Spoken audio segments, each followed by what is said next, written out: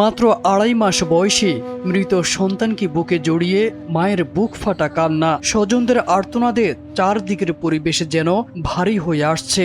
আবেগের অশ্রুধারা বয়ে যাচ্ছে হাসপাতালের করিডোরে। ভুল চিকিৎসা ও অবহেলায় শিশু আয়ানের মৃত্যুর পর বিষয়টি ধামাচাপা দিতে এবং সংবাদ প্রকাশ ঠেকাতে সাংবাদিকদের টাকা দিয়ে ম্যানেজ করার চেষ্টা করেছে হাসপাতাল কর্তৃপক্ষ।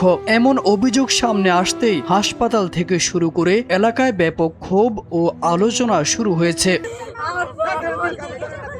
নিহত আয়ান বগুড়ার সোনাতলা উপজেলার পূর্ব ভেলুরপাড়া এলাকার সিঙ্গাপুর প্রবাসী আব্দুল আহাদের ছেলে। মাত্র 2.5 মাস আগে জন্ম নেওয়া শিশুটি ছিল পরিবারের স্বপ্ন আর ভালোবাসার কেন্দ্রবিন্দু। জীবন অবাক না করলে কে করবে? 28% মিল্ক ফ্যাটের অবাক করার সাথে ফ্রেশ মিল্ক পাউডার। জীবন অবাক করুক প্রতিদিন। ঈদের পরদিন ডায়রিয়ায় আক্রান্ত হলে তাকে বগুড়া শহরের কানচগাড়ি এলাকার সৃষ্টি জেনারেল হাসপাতালে ভর্তি করা হয়।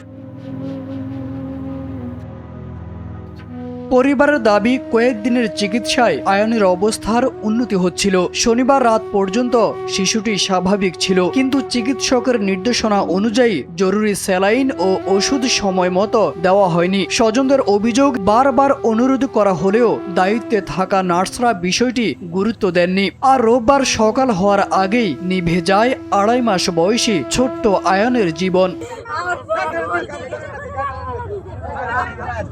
কি চিকিৎসা করানোর জন্য নিয়ে আসছিলেন?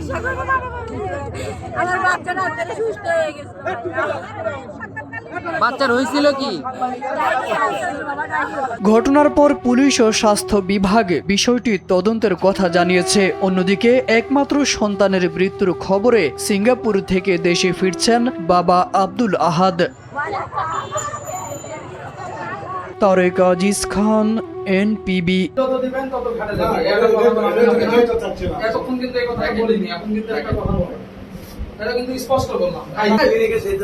অসম্ভব। কি আছে? আরে না, অসম্ভব।